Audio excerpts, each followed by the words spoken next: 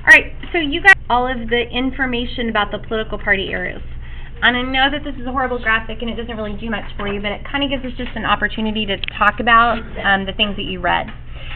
So, if you notice, like at the top of each of the posters, it talked about a concept called a party era. And so our first step is just to try to figure out, like, what is a party era? Like, what does a party era mean? Okay?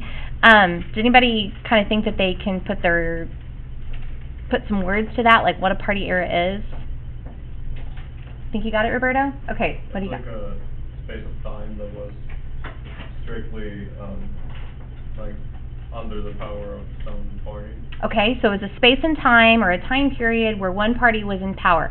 How would I know that? Like when you say that party's in power, what does that mean specifically? Annalise? The president had been that specific party for more than one. Like, for each term there was a president in that party. Okay, awesome. So there was a president of that party, and? They controlled Congress. And mostly that controlled Congress. Perfect. Okay, so a party era, so we're going to be defining these words, so it's the next question in your packet. So a party era is a time period in history where one political party tends to dominate.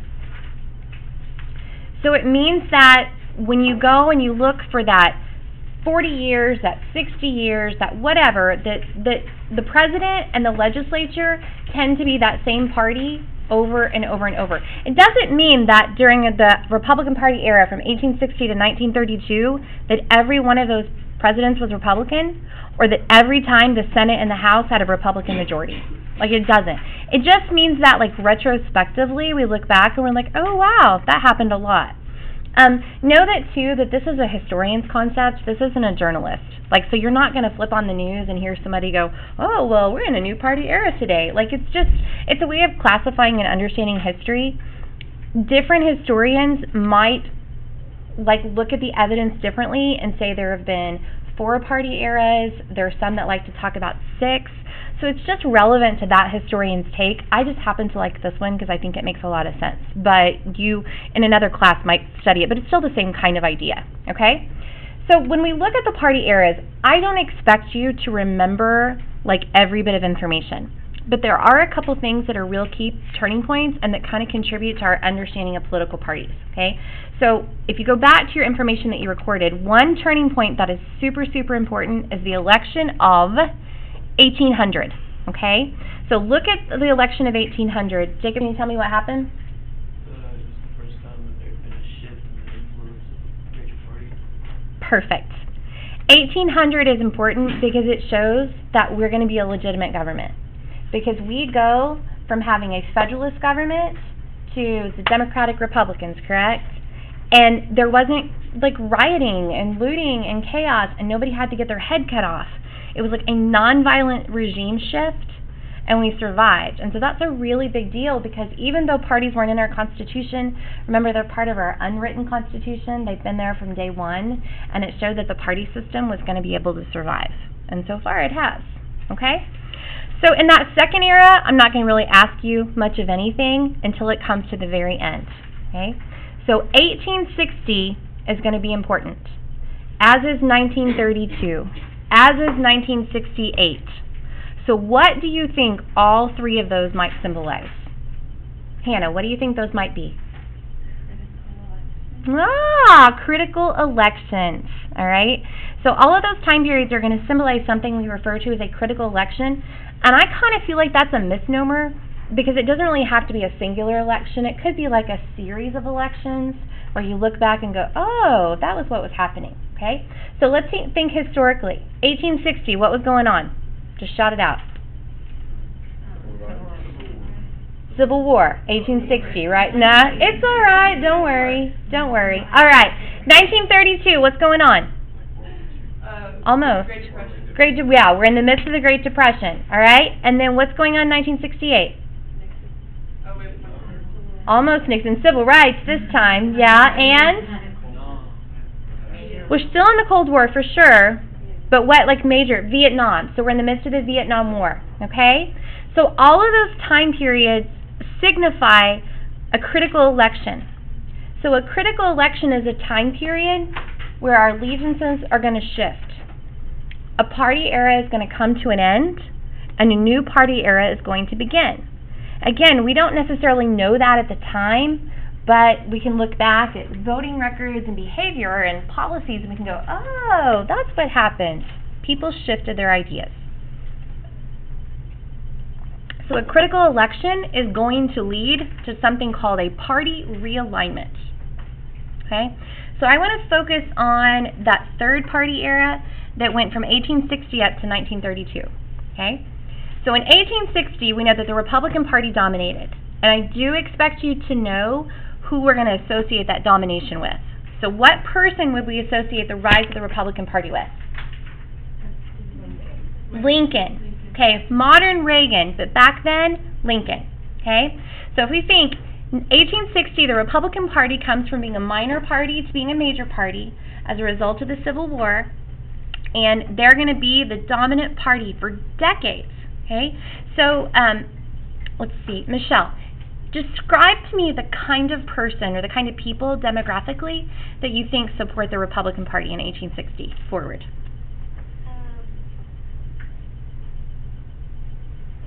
Like, who would have supported Lincoln? Like, what kind of people? Those who didn't support slavery. Okay, so people that were against slavery, former slaves, for sure, right? Who else? People in the North, right? Because the North had been in opposition, okay? Okay, people that were in the urban areas, right? Because remember, all of our major cities were up north at the time. Also, like, major industry, business was going to be up there. The suffragists, academics, because, like, our major universities were all up north at the time. Thank you so much. Bye, David. So, does that sound like a Republican today? Okay, so a party realignment then means that groups of people shift their allegiance as a result of that critical election. That you can look back from 1860 to 1932 and you can go, wow, the North voted for the Republicans over and over and over. And it was that Republican Party era, and you saw that, like, for that 72 years, there's a lot of success with getting the Republican Party's agenda out there. And they always win. I mean, we still have our system of checks and balances, and it's not foolproof, but having your party control the other parts of the government, it means that things are gonna be a little smoother. Yes. Which one? Party realignment? I would say that demographic groups shift their allegiance from one party to a different party.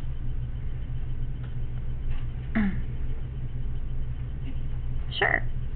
So 1932, we experienced the Great Depression. And the Democratic Party becomes the dominant party, and many people at the time period credit the Democratic Party for saving them. Right? And so if you think about New Deal legislation and the people that benefited, that is going to result in a shift of those allegiances because the Republican Party wasn't doing for them anymore. The Republican Party wasn't taking care of necessarily what they wanted, and so people credit the Democratic Party with being able to, like, kind of reconcile. Now, whether or not that's true, we know that the war played a huge part in it, but it was able to kind of, bring about, some progress and some kind of change. So we're going to experience some kind of shift. Okay. So then we go 1932 to 1968. 1968, we have a different kind of critical election. It's not like a singular event, right? But it's just a lot of change, right? So we've got the Civil Rights Movement, we've got Vietnam. How do you think that critical election is going to be different than, say, remedying the Great Depression or keeping the country together after the Civil War? Okay, definitely more social issues. I'll take that for sure. Imagine that you're a person living during that time period. How do you think you're going to feel differently about your government? Alexis? Well, like, thinking in terms of, like, civil rights, you have more people that are going to be, like, voting from a different, like, background, but as a whole other, like, group. Oh, absolutely. That's a really good point. Like we're expanding the electorate so intensely. And so you are going to have more diversity of voter behavior. I like that. Braxton? More skeptical of government. What? More skeptical. Why do you think people are going to be more skeptical of government? Because the people are more in support of the civil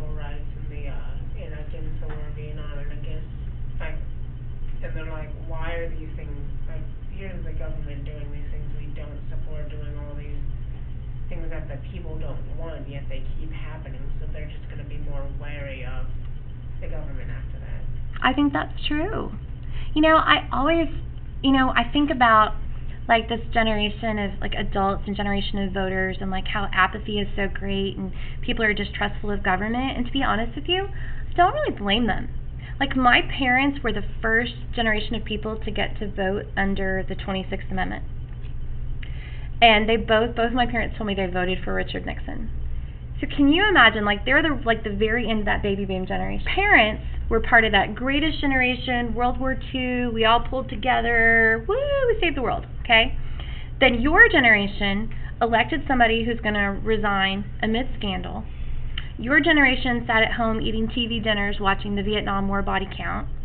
Your generation watched the Civil Rights Movement tear their country apart and cause massive divisions and assassinations of key leaders and, divided families and caused a lot of trouble.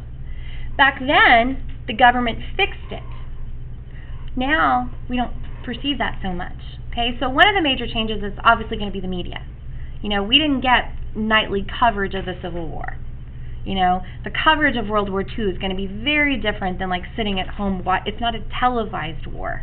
And so that's going to be a major change. If you look at the 1968 title, it's titled Divided Government. So remember when we did our warm-up, we listed all of the presidents, like all of our modern presidents, and they went Republican, Democrat, back and forth. Well, if I gave you a parallel chart of the Congress, you would find that there's increasingly, like, back and forth. If you look at those men's faces, no president since 1968, except for W, has had a Congress that has been his party for more than 2 years. So kind of process what I'm saying. Ronald Reagan is elected in 1980. There's a joyful feeling, conservative revolution, Republican-controlled Congress. 2 years later, he gets a democratically controlled Congress in his midterm. Yeah. Clinton is elected in 1992. He's not, like, overwhelming by any means, but he wins. He has a democratically controlled Congress for 2 years. Government shuts down during that time period, and after that, in 94, the Democrats get control. So the only president that has not dealt with that for more than 2 years has been W.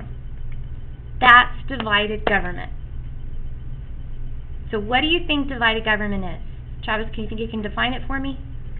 Really split between, there's some people of the Democratic Party in that party also, like, Democratic people in the House also, but there can be, like, a Republican license still. Okay. Yeah, pretty good. Not super technical, but we're getting there. Okay. So divided government is where you have a legislature and an executive branch that are controlled by different parties. So we've not enjoyed a time period where one party has dominated for a consistent time period. That doesn't have to mean that Congress is always Republican and the president is always Democrat or vice versa. It could even be a split in the Congress. Like Obama, when he was first elected in 2008, we had a Democrat president, we have a democratically controlled House of Representatives, but if I remember correctly, we had a Republican, well, no, maybe we did get a Democrat Senate as well.